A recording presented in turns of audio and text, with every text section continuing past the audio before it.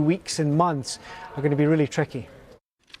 Nick Eardley reporting. Let's go to our news correspondent Zoe Conway, who's at the Afghanistan and Central Asian Association in Feltham in West London. Over to you.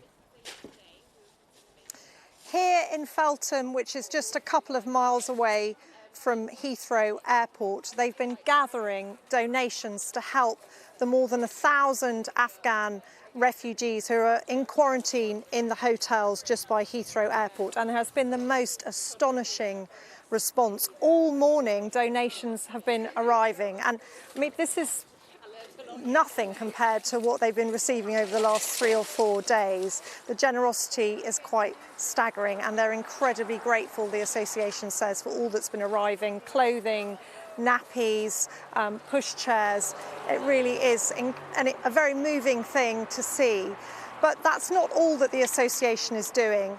They're also helping British Afghans who are worried about their family members in Afghanistan. This is a community in West London of some 100,000 British Afghans. And people are coming here to try and get help, to get advice. What can they do to help family members back in Kabul? Elaha, you have family members in Kabul. You're very worried about them. But also, your family has suffered terrible loss just in the last few days. Yes, we had the very terrible news of losing my first cousin in a bomb blast, which happened in near airport in Abbey Gate. And it was really horrendous moment for everyone in Afghanistan, and especially for my family, that we lost him. And I'm in fear that I'm losing my... I'm fear that my other family members are back home at the moment, and I'm so worried about them, that they're in so danger at the moment. And tell me about your first cousin who you lost. He was there with his family, helping his young girls and the ill child to move across to safety, so they can have, like, they will be saved. And he sacrificed himself. He's martyred there with another 2 young cousins and the rest of over 200 Afghan peoples who've been there, and they've been killed there without a mercy. And it's very devastating for all of us, for all of Afghans, and for myself personally. It's been very, very bad situation. Like, I was just talking to him one night before, and I have his voicemail in my phone, and thinking that he's no more. And he was a good man. He was a doctor. He's been helping everyone, families and other peoples in the country. And I really don't know, like, how to help them. And now I'm in fear that the rest of my family who are there, what will happen to them? What will be in their situations? Because they are in hiding as well, and it's too much. Like, I can't, like, explain how they're feared and how I'm fearing here.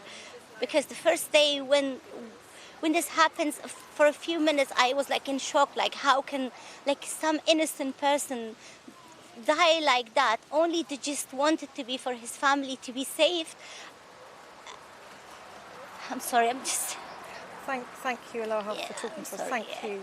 And Marcel, you also are very worried about your family, your mother, your brother, your grandmother. Yes. Tell me what is happening to them. What are they having to do? Yeah, my mom, she's a widow and she is a teacher. She also has participated in elections for presidency, and she has been an activist woman who has always fight for women's rights and for girls' rights, because she has been working with them.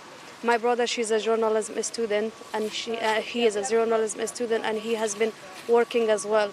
So they are all terrifying at the moment, because my mom got threatened from Taliban, and they are moving from houses to houses.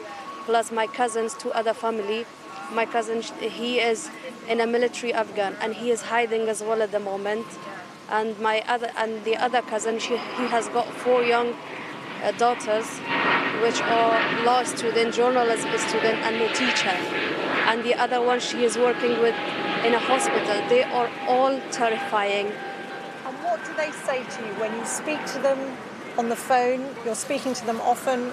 Yes, What I did do. they say about what their life is like now? They're literally at home hiding. They cannot go out. They cannot. My mom especially, she can't go out and work, and because she is the only source of income in the house, because no one, she has got any support from any other person, and even the other families. So they are there, and I have lost my dad, so I don't want to lose my mom. I don't want to lose my brother. He is very young. My mom, she is very young, and she is. I don't want them to suffer anymore. Thank you, Wasala. And Afzali, you also have family members you're worried about. You've been trying to get help. You've been trying to get through to your MP, to the Foreign Office. Tell me, what has that been like? Are you getting anywhere with all of this? We're not getting anywhere with this. I've been emailing our MPs. I've been emailing whoever we can email, any contact details that we've been getting. There has been a line for non-nationals for us to contact them. I have been calling them since the 20th of August and we're not getting anywhere. We need help. People of Afghanistan need everyone's help. Their voices need to be heard. Someone's nationality and a passport shouldn't define if their life should matter or not. People need to start speaking up. This has been happening to people for 20 years, for so long. It's not just happening now. People have lost their lives, their kids, everything. My family is in danger at the moment. Every day I get a call from them. I don't know what to tell them next. I don't know what the next solution is, because we don't have a solution, because we're not getting any answers from anyone. Our MPs need to do more for us. The government needs to do more for us, and the parliament needs to do more for us as well. They shouldn't just be left there for the Taliban. There is no government.